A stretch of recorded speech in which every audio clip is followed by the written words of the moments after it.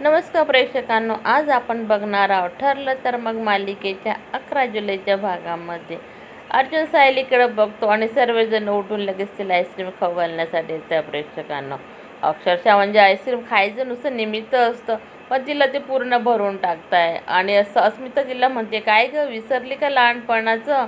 त्यावर सायली म्हणते, नाही गं, कशाला विसरेल, मला चांगलं आठवतंय, किती भरवायचे ना अर्जुनाने ते मला आईस्क्रीम खाऊ घालताना. आणि बघा प्रेक्षकांना किती भरवलेलं आहे तिला. तिला भरवलेलं असताना ना सायली खूप रागावते आणि ती उठून लगेच बाहेर येते, म्हणजे बाजूलाच होते. आणि कल्पनाताई त्यांना म्हणतात, काय रे, हे बघा माझ्या भाचीला असा त्रास द्यायचा नाही बरं का रे, असं म्हणून ते खोटं खोटं रागवत आहे सर्वांना. आणि ती लगेच म्हणते, हे बघा तुम्ही ह्यांनी मला भरवलं आहे ना, तर मी त्यांना तर शिक्षा देणार. त्यावर लगेच प्रतापराव म्हणता, हो का, मग चला आता ऑर्डर ऑर्डर असं म्हणून प्रतापराव लगेच जजची भूमिका स्वीकारताय. आणि ते लगेच अर्जुन म्हणतो, काय हो बाबा, हे काय लगेच असं.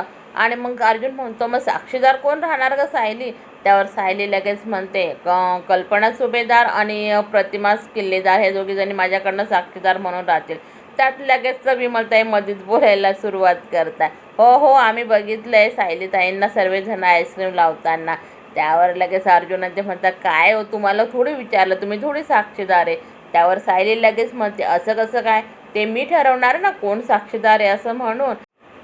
लगेच कल्पनाताई सायलीला म्हणता, अगं सायली, पण मुख्य आरोपी कोण असेल गं, हे तर सांग अगोदर. असं म्हणताना सर्वजण लगेच अर्जुनकडे बोट दाखवताय.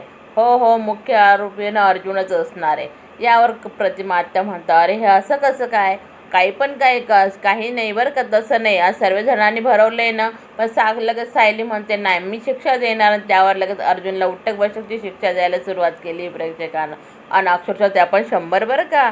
आणि हे झाल्यानंतर दोघंजणं जेव्हा रूममध्ये येत आहे ना, तर अर्जुन तिच्यावर खोटं खोटं रागवतं, हे बघ बायको, तुम्हाला ना खूप मोठ्या 100 उठबशा घालायला लावल्या बरं का, मी रागवलं आहे तुझ्यावर.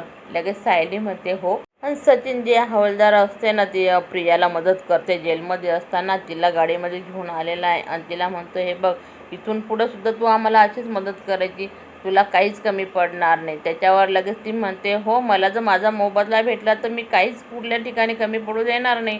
आणि सचिन लगेच तिला पैसे देतोय प्रेक्षकांनो. आणि राकेश पण असाच करतोय, त्याचे पप्पा म्हणजे नागराज जेलमध्ये ना, तर त्यांच्यासाठी सुद्धा तो त्या एका हवालदारला पैसे देतो आणि म्हणतो, हे बघ, आता आमची थोड्या वेळाने मीटिंग आहे ना, त्या मीटिंगची व्यवस्था तू करायची आहे. आणि इकडे लगेच जेल राकेश सुद्धा त्याच्याबरोबर असतो. आणि ते इन्स्पेक्टर म्हणतात, काय मैपत, बाकी सुधारला बरं का तू?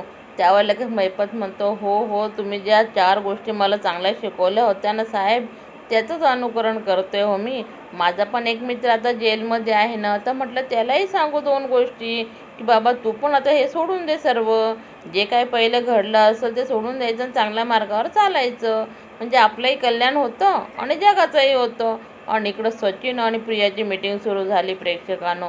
ते हवालदारी नसते ना, ती पण तिचा मोबाईल देऊन देते आणि तो हवालदार पण यांना त्याचा मोबाईल देतोय आणि त्यांचं लगेच बोलणं सुरू होतं आहे. आणि आता ते ठरवत आहे की आता सुभेदार आणि किल्लेदार फॅमिलीवर कसा सूड उगवायचा, काय करायचं. आणि त्याच्यावर लगेच ते म्हणतात, हे बघा, आता एकमेकावरती खापर फोडण्यापेक्षा आपण त्या 5 जणांनी काय करायचं हे महत्त्वाचं आहे. पण प्रियाचा संताप तर इतका अनावर होऊन जातो ना, की तिला असं वाटते की जसं काय ती जेलमध्ये नसून घरीच आहे. ती लगेच धमकवायला सुरुवात करते नागराजला, की तुम्ही मला तुमच्यातून बाहेर काढलं. त्यात लगेच हवालदार जोरात येतो आहे, म्हणतो, अरे तुम्ही हळू बोला. आणि इकडनं जी हवालदारी मॅडम ती पण येते, अरे हळू बोला, तुमचा आवाज येतोय ना बाहेर, तुम्ही का माझी नोकरी घालवशाल का? असं म्हणून ते दोघेजण पुन्हा वापस जात आहे आणि पुन्हा यांची मीटिंग सुरू होऊन जाते. आणि ते लगेच म्हणताय, बघा, जे ते झालं झालं, पण आता एकमेकाचे काही खापर फोडायचं नाही. आणि आता आपल्याला त्यांना अद्दल घडवायची, खास करून सायली आणि अर्जुनला, तर तो सूड उगवायचा म्हणजे उगवायचा त्यांच्यावरती. आणि इकडं नागराज पण म्हणतो, की हो, मला माझ्या मुलीला जो त्रास दिला आहे त्यांनी, तर त्याचा बदला तर मी घेणारच आहे. हे फक्त माझं नाटक आहे मैपत बाबा म्हणून. आणि चला तर प्रेक्षकांना आता भेटणारच आता पुढील भागामध्ये काय होणार हे आपल्याला लवकरच कळणार आहे. कारण आता हे 5 जण एकत्र आले म्हटल्यानंतर सायली आणि अर्जुनला ते त्रास देणार हे तर 100% खरं झालं आहे प्रेक्षकांना. चला तर आता पुढील भागामध्ये आपण भेटणार होतो. व्हिडिओ आवडला असेल तर व्हिडिओला लाईक करा, चॅनलला सबस्क्राईब करा. धन्यवाद प्रेक्षकांनो.